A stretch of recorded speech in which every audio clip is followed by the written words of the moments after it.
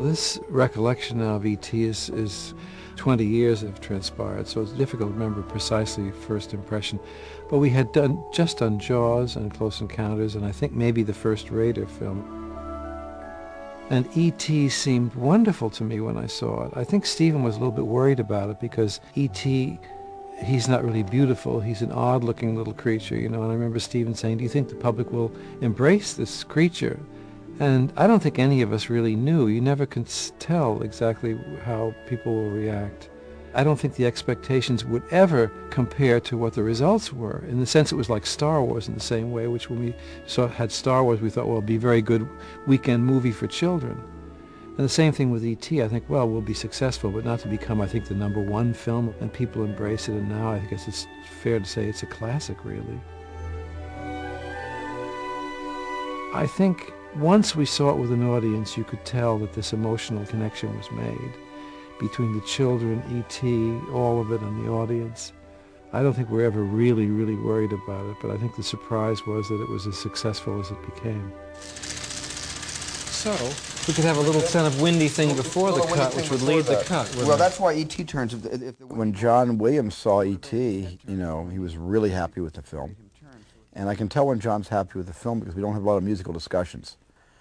You know, he already has themes running through his mind. Just so you know, we added a lot of stars at the beginning of the movie before the camera pans down to the forest. And I remember that I left him alone, and one day he called me, he said, I want to play you some of the stuff on the piano.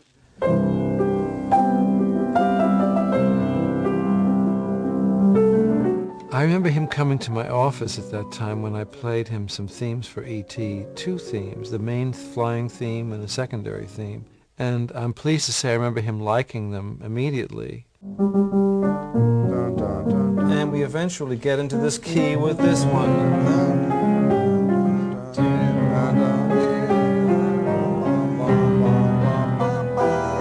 I loved it. It was great.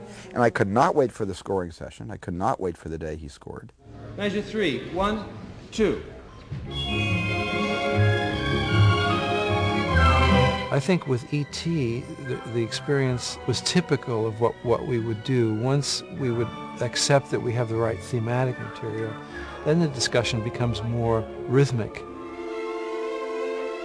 When the pace is accelerating, when it's slowing down, when it's going to expand into something big. Of course, when the bicycle goes off the mountain, it becomes a luft, a big musical moment.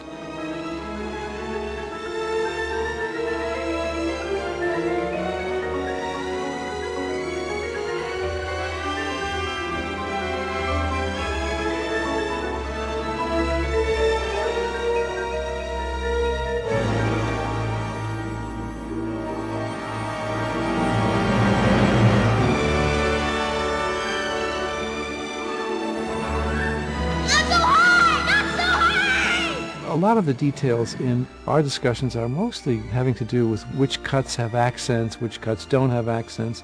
Maybe we don't have accent for this cut, in preparation for finally the one that will have some significant thing musically. And Stephen's very interested in all those details and comes over and he will look and we chat and talk. And much of it, the focus comes on the day when we record.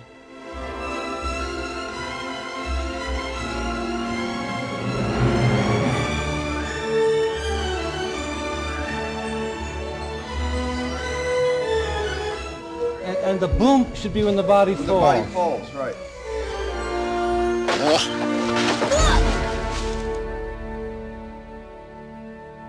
The end part of that film, beginning with the bicycle chase, as the little boys are trying to take E.T. back to the mothership and escape the police and get him safely back. About 10, maybe 15 minutes of very difficult music, all of it planned to catch all of these sync points, these points of accent. We have the bicycle achieving escape velocity, and finally very sentimental dialogue at the end when E.T. says, "I'll be right here, goodbye." And a fanfare when the spaceship goes up. And another fanfare when it turns left. And I was having a very difficult time with the orchestra I would make maybe a good take for the first 5, but maybe off the next 2 cues and then on further cues. It's a question of what feels right, if the fiddle's sore enough. But I remember it so well, Stephen coming out to the podium and saying, I will take the film off the screen so you can just play the music with the orchestra with its natural phrasing, the way it ebbs and flows in its own way, and then conform the film to what is the best musical performance of that thing. Very unusual. We usually have to slavishly phrase the music to the cuts of the film. When we had the musical performance we felt gave us the most lift and the most sense of exaltation at the end of the film, Stephen then laid the music track against the film and made a few editorial adjustments to conform to the music. And I think part of the reason the end of the film has such a kind of operatic sense of completion, real emotional satisfaction as well as satisfaction from what we see, may be partly the result of this wedding of the musical accents with Stephen's film editing.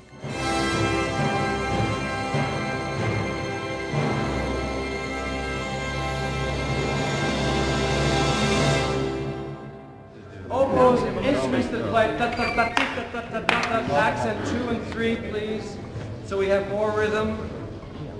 Try to concentrate. Don't be trying to be disturbed by Stephen's filming. It's like having a camera in your bathroom, you know, when you're taking a shower, you know. Glad I'm dressed.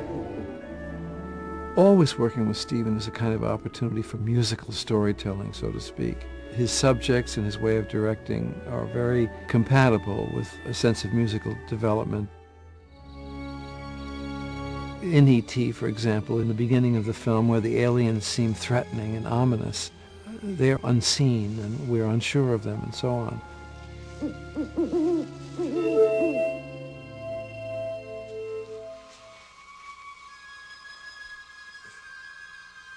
And the music evolves and morphs itself, so to speak, into something that's loving and familiar and finally almost familial in the sense of the little boys and the creature of E.T., that it becomes almost a kind of love theme between the two of them.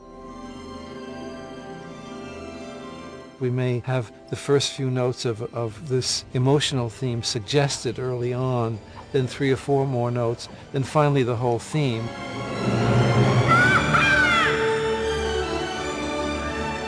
So that finally, when you hear it all, there's something vaguely familiar about it. You've been prepared for 4 reels to actually hear this melody. It isn't presented to you immediately in its complete form. There's a suggestion here. It's done a little bit frighteningly over here with a little uncertainty there, and finally expressed harmonically or intervallically in some way that you feel comfortable with it. All right. Orchestra, would you play this accompaniment at measure 3, please?